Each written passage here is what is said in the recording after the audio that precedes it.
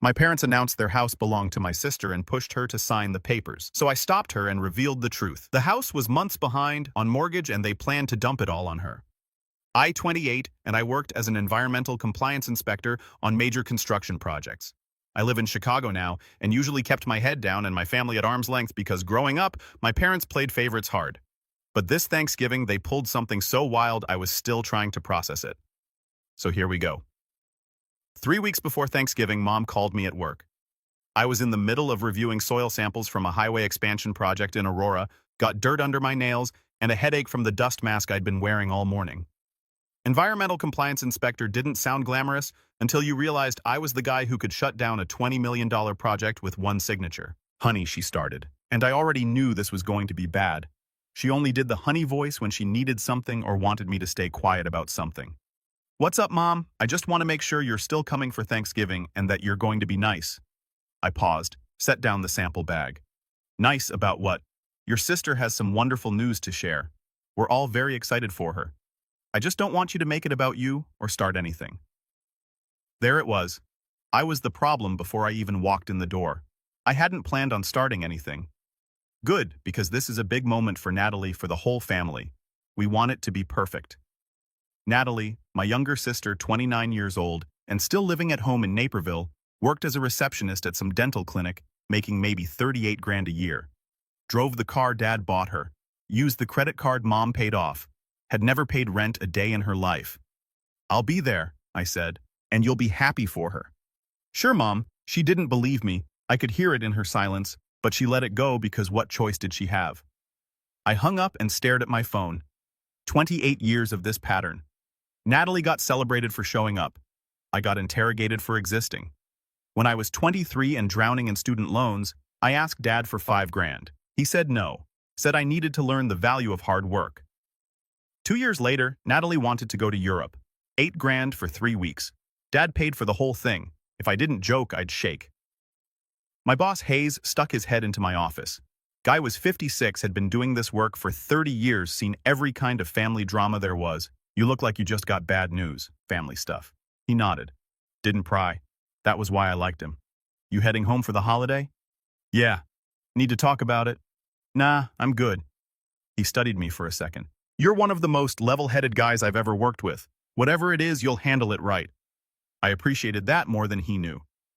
That night, I was back at my apartment in Lakeview going through my files.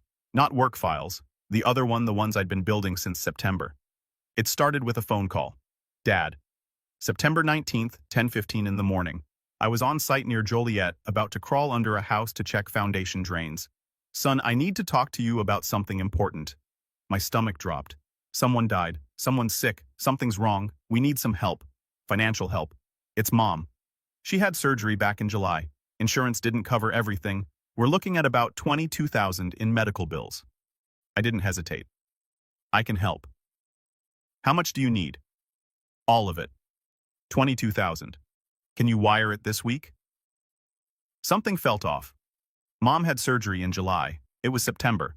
Why wait 2 months to ask? But I pushed it down. They were my parents.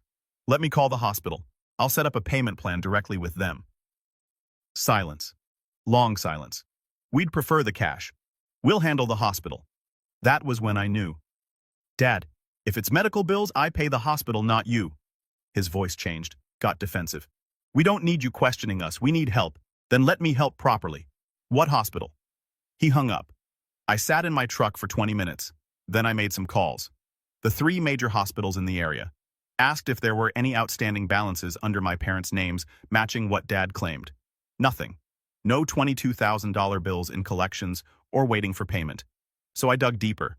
Pulled property records on their house. Cost me $65. Second mortgage, $93,000. 4 months delinquent. First mortgage, $56,000. Remaining 2 months delinquent. I sat in my truck staring at the printout, throat tight, hands shaking. My dad lied about Mom's surgery. Lied to get money. Lied because he knew if I found out the truth, I'd pull the record. I pulled everything I could legally get my hands on. Loan documents from the county recorder. Marina record. Dad bought a 38-foot cabin cruiser. $79,000. A boat. He put the house at risk for a boat.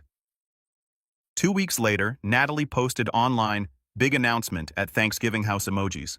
They were going to trap her. I started making copies, everything been carrying it ever since. Thanksgiving morning, I was on the road by 8.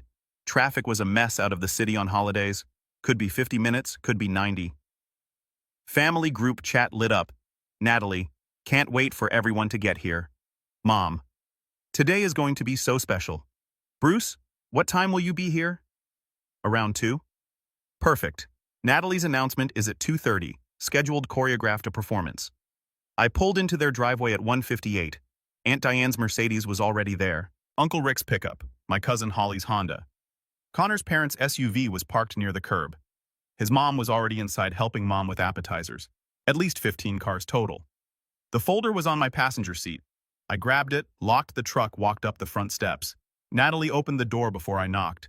She was wearing a white sweater dress, hair curled, makeup perfect, looked like she was going to a cocktail party, not a family dinner. You made it, she said. Not warm, observational. Traffic was light. She stepped aside, didn't hug me. We stopped doing that years ago. The house was packed, people everywhere. Football game on the TV, kids running around. That green bean casserole on the counter that everyone pretended to like. Dad was in the living room with Natalie's boyfriend Connor. Connor sold insurance, made about 55 grand a year, drove a leased BMW he couldn't afford, wore cologne that smelled like a high school locker room. Bruce. Dad stood up, came over, did the hug back slap thing. Good to see you, son. His eyes were searching mine, trying to figure out if I was going to be a problem. I smiled, gave him nothing. Grandma was in the corner chair, 84 years old, sharper than anyone in this room. She watched me walk in, gave me a small nod. She knew something was coming. I could see it in her face. I found a spot at the dining room table, put the folder on the floor next to my chair, sat down, waited. People filed in, slowly filling seats, making small talk. Someone was asking about the game. Someone else was complaining about gas prices. Aunt Diane was talking about her book club drama. Uncle Rick was explaining his new truck's towing capacity to anyone who'd listen. Natalie sat at the head of the table, the position of honor. Mom was to her right. Dad was to her left. Connor next to Dad, looking nervous. There was someone else at the table I didn't recognize. Older woman, professional looking, briefcase next to her chair. Who's that? I asked Holly quietly. No idea. She showed up right before you. I was across from Natalie, direct line of sight. She caught my eye, smiled. It wasn't a kind smile. It was a winner's smile. Dad stood up, tapped his fork against his wine glass. Chairs squeaked as people shifted. Before we eat, I want to say a few words about family, about gratitude, about the blessings we've been given this year. Standard speech, same one every year with minor variation. We're especially grateful to have everyone here today, and we have some very exciting news to share. He looked at Natalie. She stood up. Connor stood up next to her, but she was the star here. The room was watching. Some people had their phones out already, recording, waiting for the moment. Connor's mom was smiling too hard, like she was trying to be supportive on camera. So Natalie started, and her voice was shaking a little. Excitement or nerves, hard to tell. Mom and Dad are giving us the house. We'll take over the existing loans, which Dad says are in great shape, and start building equity. No more renting. The room exploded, clapping, cheering. Someone whistled. Aunt Diane was crying. Uncle Rick was shouting congratulations. My cousins were all smiling and raising glasses. We'll handle everything, Natalie continued louder now over the noise. The payments, the upkeep, just us building something real. More cheering, more phones coming out. Forks stopped halfway to mouths. Dad stood up, held up his hand. And because the lender requires signatures to finalize the transfer and new loan terms, we've brought in a mobile closing agent. We're going to handle the paperwork right here, right now. The woman at the end of the table stood up, opened her briefcase, pulled out a stack of papers. This is Helen, Dad said. She does after-hours mobile signings. She's here to oversee the signing and notarize the documents. Natalie, sweetheart, if you come down here, we can get started. Natalie was glowing. She stood up, started walking toward the end of the table where the closing agent was setting up papers. Connor was filming on his phone. This is amazing. This is really happening. My chest tightened. My jaw wouldn't stop twitching. This was it. They were actually going to do it right here, right now. Then Natalie looked directly at me. The room was still noisy, but she was focused. Unlike some people who left and only come home twice a year, I've always been here. I help with the yard, I run errands, I show up, and I think actions should have rewards. Someone laughed and immediately regretted it. People were looking at me now, waiting for my reaction. My cousin Holly leaned toward her boyfriend, whispered something. He looked at me, grinned. Uncle Rick raised his glass. To the daughter who stayed. To Natalie. To Natalie, the room echoed. Aunt Diane set down her wine glass, looked at me with this pitying expression. You're not upset. I mean, this is basically the whole inheritance going to your sister. Should I be? I asked. Well, she glanced at Natalie. I just think some people might feel hurt. He's fine, Natalie said, voice sharp. He doesn't need anything from us. He's got his big Chicago life. Our cousin Jake spoke up from the corner. Dude, that's cold. You drove out almost an hour to watch your sister get everything. Jake, don't start. Someone said, what I'm just saying, what everyone's thinking. Guy moves away, barely visits, and now he's supposed to smile while she gets the house. I took a sip of water, put the glass down carefully. Didn't say anything. Uncle Rick leaned back in his chair. Chicago made you cold, Bruce. You used to be part of this family. I am part of this family. Are you? Natalie cut in. Because you act like you're better than all of us. Like this life isn't good enough for you. Someone's younger cousin, maybe 16, leaned across the table with his phone, shoved it close to my face. Get his reaction. This is gold. I didn't move. Didn't blink. Looked straight at the camera. Make sure you get my good side. It's the only one that shows up here. Uncle Rick laughed sharp, mean. Look at him. Ice cold. Nothing bothers the big city guy. A younger cousin piped up. Can we just eat? This is awkward. It's not awkward, Natalie said. Bruce is just being... Bruce, Mom said quickly. Bruce understands. He's always been the strong one. Aunt Diane was looking at me strangely now. But still, David, this seems like a lot to give to one child. Natalie earned it, Dad said firmly. She stayed. Bruce made his choices. Say congratulations, Natalie demanded. Like you mean it. Don't just sit there judging us. A phone kept recording the little red dot glowing. Smile, Bruce, Mom added, sweet voice steel underneath. Natalie was still standing, papers in the closing agent's hand, pen ready. I set down my glass. That's really generous. Congratulations. Natalie blinked. Smile like you mean it. I am smiling. This is just my watching a train hit a wall face. Aunt Diane touched my arm. You're really okay with this? Should I be upset? I mean, it's your family home too. He left it, Natalie snapped. You don't get to leave and complain when someone else gets what you abandoned? Jake muttered. That's harsh. It's true. He's too good for Neatville, too good for family dinners, too good for Sunday visits. Actions have consequences. I stayed. I get the reward. The closing agent cleared her throat. Just to be clear, these signature lines make you the new borrowers on the loans. If we're doing this, we should get started. Dad nodded, gestured to Natalie. Natalie took a step toward the closing agent. I looked at Dad. He was pale knuckles white, gripping his chair. Hey, Dad, I said, we can do this privately. Walk with me. He froze. No, Natalie said immediately. We're doing this here in front of everyone. You don't get to pull him aside and poison it. Mom's face went tight. Bruce, please don't ruin this. I'm offering to not ruin it privately. There's nothing to discuss, Dad said, voice shook. Natalie was walking back toward the closing agent. Just ignore him. He's trying to make this about him like always. Last chance, I said quietly. For what? Natalie snapped. What could you possibly have to say? I reached down, picked up the folder.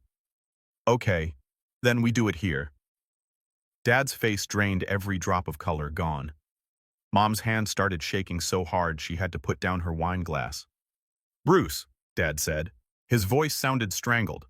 Not now. Not now. When would be better? After she signs what Connor asked. I pulled out the first document, foreclosure notice. Big red letters, case number printed at the top. Placed it in the middle of the table, right on the turkey platter. The notice of default, I said. Filed October 27th. 4 months of missed payments on the second mortgage. 2 months on the first. Natalie was staring at the document. What is that? I pulled out another page. The foreclosure filing itself. Timeline amounts. To stop foreclosure, the bank wants a reinstatement payment of $27,000 by mid-December. After that, the combined monthly payment is about $2,800, and that's before utilities, property tax, insurance, and repairs. That's not... Mom started. Call the bank. Ask what's required to reinstate the loan on this address or look up the foreclosure filing. Case number is right there at the top. Public record. Nobody moved. The closing agent was packing her briefcase, stood up. I can't proceed while the parties are disputing the terms and there's visible coercion. If you want to continue, reschedule through the lender. She walked out fast. I looked around the table at all the faces the phone's recording. So here's the question. Do you want the truth or the performance? Someone's phone kept recording the little red dot glowing. I can walk out, let you sign, let you find out when the reinstatement deadline hits, and you can't come up with 27,000 or I tell you now. Natalie was moving, coming around toward me.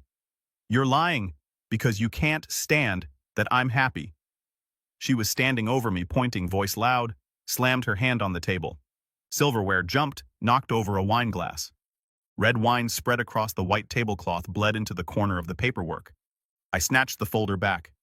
Sit down, I said, flat quiet. Once she stopped something in my voice. She stayed standing, but didn't come closer. I pulled out more papers, recorded mortgage document, the tax lien notice, my own texts with Dad. You're not giving her a house free and clear, I said.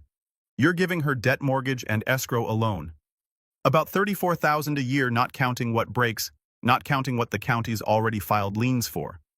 Aunt Diane grabbed one of the papers, eyes wide. David, this is real. Where did you get these? Dad's voice. County Recorder's Office. Public records, $65. Connor was backing away. Wait, Natalie, you said the loans were current and manageable. You didn't say anything about default or reinstatement. They are current. Natalie stammered, looking at Dad. Right. You said the loans were in great shape. You said we just needed to sign the transfer. Dad couldn't speak. Uncle Rick picked up the foreclosure notice, face hard. This says they're months behind. Final notice. That can't be right, Mom whispered. It's dated October 27th. Natalie makes $38,000, I said. Connor makes $55,000. Combined, take home maybe $70,000. You'd spend half your income just keeping the house. Nothing left for a wedding savings emergencies. Holly's mouth was open. They were going to trick her. They were going to trap her, I corrected. Connor's face was red. You told me the house was in good standing. You said we'd be building equity, not digging out of a foreclosure. We thought we could catch up, Dad said weakly. Based on what I asked. What changed? What suddenly made you think you could handle debt you've been defaulting on for months? Silence. Connor was grabbing his coat. I'm out. I'm done with this. Connor. Wait. Natalie chased him toward the door, her heels clicking on the hardwood. Baby, please, we can figure this out. We can. The front door slammed. His parents followed him out, raised voices in the driveway. She came back 30 seconds later, mascara running, lipstick smeared. You did this. You ruined everything. I didn't ruin anything, I said. I read it out loud. They needed help. You should have helped them. I tried. They refused. Connor's parents came back in. His mom's face was hard. He won't talk to us. Says he needs space. She turned to Mom and Dad. You were going to do this to our son. We thought they'd figure it out, Mom said weakly. Figure out foreclosure, marital debt. Grandma spoke for the first time. Her voice cut through the chaos. What do you mean they refused? Everyone stopped, looked at me. I pulled out my phone, opened the call log. September 19th. Dad called me, said Mom had surgery. $22,000 in medical bills. Asked me to wire the money. I showed the screen to people nearby, date, time, duration of call. I said yes immediately, said I'd call the hospital and set up a payment plan. He said no, wanted cash. That's when I knew something was wrong. I looked at Mom, so I called the hospitals. Asked if there were any outstanding balances under my parents' names matching what Dad claimed. Nobody had bills like that, nothing recent that fit. Mom's face crumpled. That's when I pulled the property records, found the mortgages, found the missed payments, found the foreclosure timeline. You should have given him the money anyway, Natalie said. To spend on what? More boat maintenance. Uncle Rick's head snapped up. Boat. I pulled out another document. Boat registration from the marina. 38-foot cabin cruiser. March 2021. $79,000. The room went nuclear. Uncle Rick standing, Aunt Diane yelling, Holly shaking her head. You bought a boat. Uncle Rick's voice could strip paint. We thought we'd afford it, Dad whispered. Grandma stood, chair scraped. Everyone went quiet. How long have you been hiding this? 2 years, Dad finally said.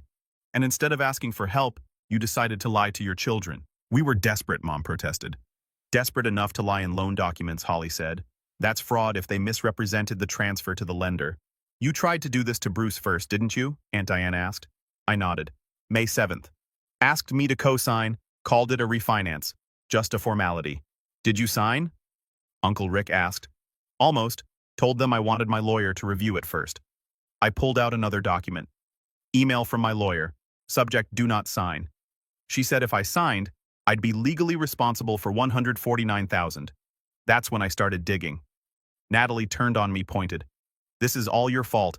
I'm not ruining anything. I'm reading it out loud. You were never the important one, she hissed, venomous. You were never good enough, and you can't stand that I finally won. The room went silent. That was the line, the one you don't come back from. My hands balled into fists under the table. Hold it, just hold it. Holly's mouth dropped. Aunt Diane looked horrified. I just looked at her. Didn't react. Noted, I said quietly. The argument started again, louder. Phone's out, taking pictures. I stood up. Natalie looked at me, face a mess. How long have you known? Since September? Why didn't you tell me? I tried 3 times. You were always with them. They made sure I couldn't get you alone. You could have tried harder. I'm trying now. She laughed, breaking glass. By humiliating me, by stopping you from signing away your life. I grabbed my coat. You're welcome. Grandma stood up, her chair scraped. Everyone went quiet again. David, give me the boat keys. Dad blinked. What? The boat keys right now. You're not paying slip fees for another month while my grandchildren nearly get trapped in debt. Mom, I keys now, or I call the marina myself and have it impounded. Dad fumbled in his pocket, pulled out a keychain, handed it to her. She pocketed it, then pulled out her phone, started dialing. Who are you calling? Mom asked, voice small. My lawyer. We're changing my estate plan tonight. Everything gets split equally between Bruce and Natalie. You get nothing until you've proven you can be trusted. She put the phone to her ear, walked into the other room. Uncle Rick spoke up. That boat's getting listed tomorrow. I know a guy who does marine sales. We'll get whatever we can for it. You can't, Dad started. Watch me. I walked toward the door. Aunt Diane stopped me, put a hand on my arm. Most of us saw it how they treated you different than Natalie. We didn't say anything. I'm sorry for that. I nodded. Didn't know what else to do with that information. You did the right thing, she said quietly. Doesn't feel like it. It never does. I walked out, didn't look back. My phone lit up before I reached my truck. Text from Holly. Aunt Diane called the cops. Thinks there might be elder abuse or fraud. This is going to get bigger. I sat there for 10 minutes just breathing, watching the house through the windshield. Then I started the engine and drove back to Chicago. 2 weeks after Thanksgiving, I got a call from Detective Campbell with DuPage County. We met at a coffee shop. She was early 40s, professional, took notes in an actual notebook. Thank you for meeting. No problem. You're not in trouble. We're looking into your parents. There may be issues around loan misrepresentation. I walked her through everything. September, call the timeline, the documents.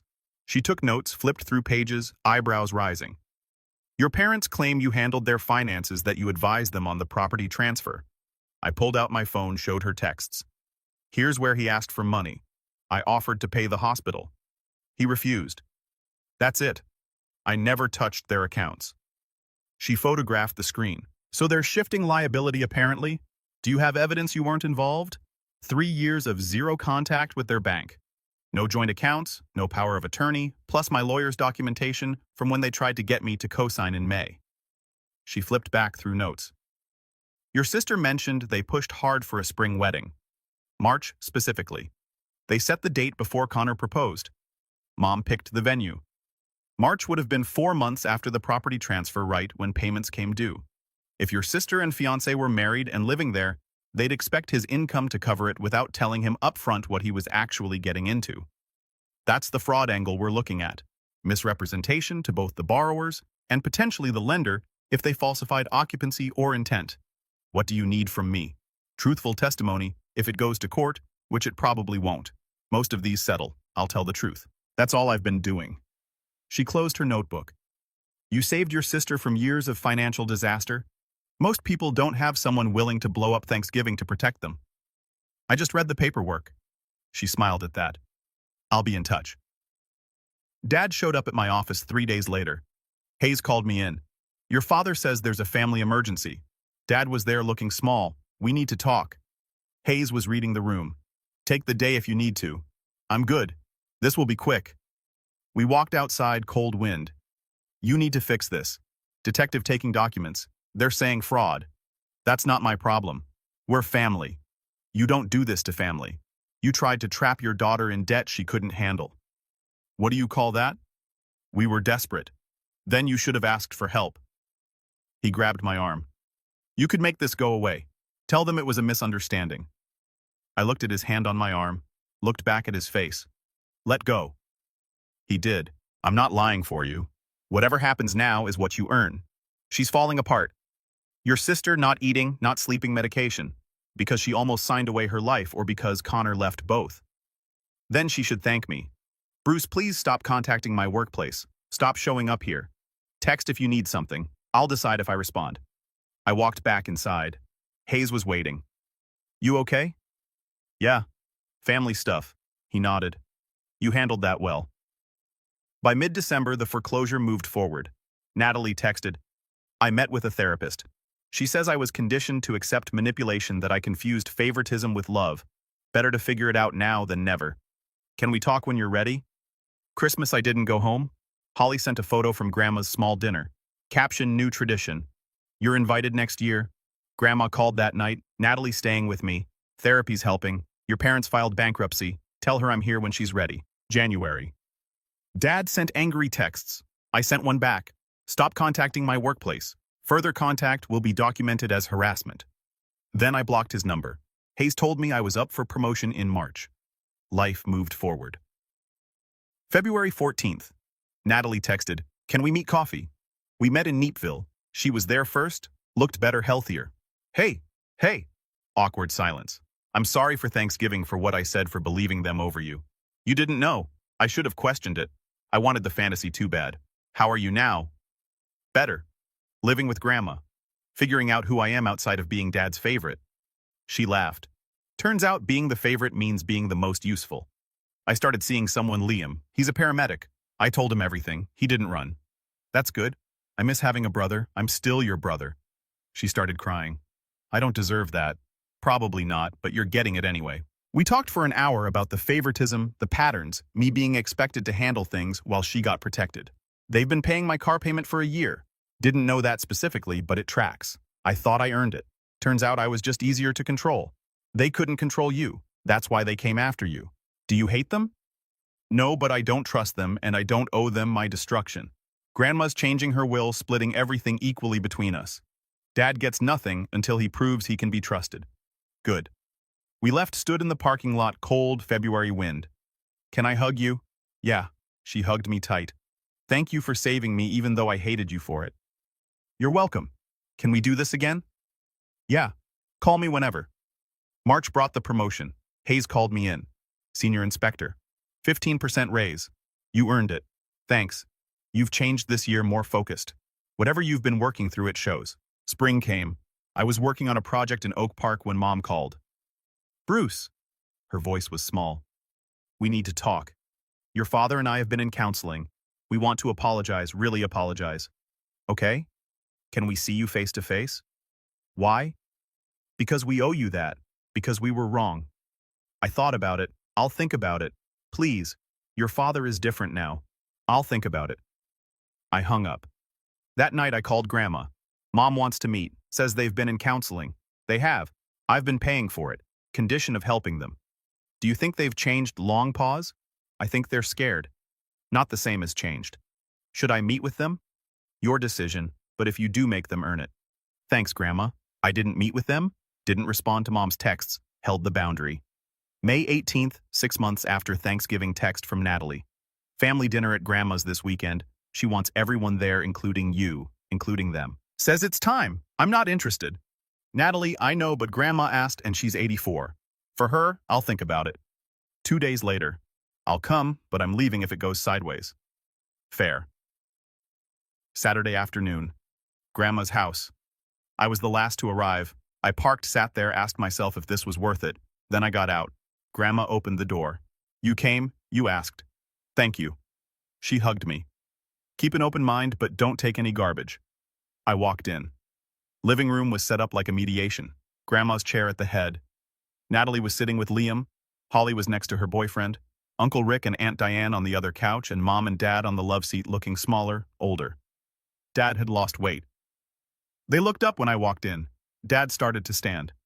Sit down, Grandma said, not loud, just firm. He sat. I took the chair farthest from them next to Natalie. Grandma sat. We're here because this family is broken. Broken things either get fixed or thrown away. I'm too old to throw away my family, so we're fixing it. Nobody spoke. David, Michelle, you have things to say. Say them. Dad cleared his throat, voice shaky. Bruce, we owe you an apology. A real one. I waited. We tried to use you when you wouldn't let us. We tried to use your sister. We put our problems onto our children. That was wrong. Mom was crying. We were drowning the debt, the house, the boat. Instead of asking for help, we tried to manipulate you both. We've been in counseling for 5 months, Dad said. Working through why, the pressure, the shame, the fear of admitting failure. We filed bankruptcy. Chapter 7. Everything's gone. We're starting over with nothing, and that's what we deserved. Mom added, You didn't do this to us. We did it to ourselves. Silence. Grandma looked at me. Do you have anything to say? I took a breath. You didn't just try to use me. You tried to destroy me, and when I wouldn't let you, you moved to Natalie. You would have let her drown to avoid consequences. Dad was crying now. You called my job, showed up at my workplace, tried to frame me as unstable, made me the villain for telling the truth. I know, Dad whispered. So no, I don't accept your apology. Not yet. Mom's face crumpled. What do we have to do? Prove it through actions. Make amends. Build something real. How long? However long it takes. I don't owe you a timeline. Natalie spoke up. They've been trying. Therapy. Being honest about the favoritism about using me and treating you as expendable. That doesn't erase what they did. No, but it's a start. I looked at my parents, really looked at them. They were broken, not performing, just broken. You wanted the image more than your kids. Now you don't have either. So what are you going to do? Mom wiped her eyes. Whatever it takes, however long. We just want our children back. You can't have us back the way we were. That's dead, but maybe you can have something new. Grandma spoke. I've changed my will. Everything's split equally between Bruce and Natalie. Nothing goes to David until he's proven he can be trusted. Dad didn't argue, just nodded. And if Bruce says he's leaving, nobody follows him, nobody argues, and nobody guilt trips him. Anyone who violates that answers to me. Understood, Dad said quietly. I stood up. I'm leaving now. This was enough. Natalie stood too. Can I walk you out? Yeah. We walked to the door, stepped outside. Evening air was warm. Thank you for coming, she said. For Grandma, not for them. I know, but still, it mattered. Are you okay? Getting there? Liam's been good for me. Therapy's helping. I'm figuring out who I am when I'm not performing. Good. Are we okay? We're getting there. She hugged me. I love you. Even when I hated you, I loved you. Love you too. I walked to my truck, got in, sat there for a minute. My phone buzzed, text from Dad. Thank you for listening. I know I don't deserve it. I'll spend the rest of my life earning your trust back if that's even possible. I read it, didn't respond. Put the phone down, started the engine, drove home. 6 months ago, I nuked my family to save my sister. Today, I sat in a room with the wreckage. The truth didn't fix everything, but it cleared the ground. I pulled into my parking spot, walked up to my apartment, small 1-bedroom, nothing fancy, but it was mine. Inside, I poured a drink, sat on the couch, my phone buzzed. Natalie, Liam wants to meet you officially, dinner sometime. Yeah, name the day, next Friday, that Thai place in Lincoln Park. Works for me. I set the phone down. Tomorrow, I had a site inspection in Evanston. After that, dinner with Natalie and Liam. 18 months later, I was at Grandma's for her 86th birthday. Small gathering, Natalie and Liam Holly and her boyfriend Uncle Rick, Aunt Diane. Natalie was different now, sharper, more grounded. She moved out of Grandma's in June, got her own apartment in Downers Grove, handled her own bills, her own life. You look good, I told her. Feel good. Liam and I are talking about getting engaged. Actual planning this time, not someone else's timeline. That's good. Dad reached out last week, asked if we could meet. What did you say? Maybe eventually when I'm ready. She looked at me. You same. We weren't fixed, but we weren't broken the same way. Mom and Dad were in a rental in Plainfield. Dad worked at a hardware store. Mom did bookkeeping for a church. They were rebuilding slowly without the boat, without the lies. Grandma called us to the table. Cake time. As we were singing, my phone buzzed. Unknown number. I ignored it. After cake, I checked. Voicemail from Dad. Bruce just wanted to say happy birthday to your grandmother. I know we're not invited, that's fair. I just wanted you to know we're thinking about you both about the family. We're working on it, that's all. Hope you're doing well. I saved it, didn't delete, didn't respond. Maybe someday, not today. I pocketed my phone, walked back inside. Natalie was laughing at something Liam said. Grandma was cutting second slices for anyone who wanted them. This right here, this was enough. I grabbed another slice of cake and sat down. Forward, not backward, just forward.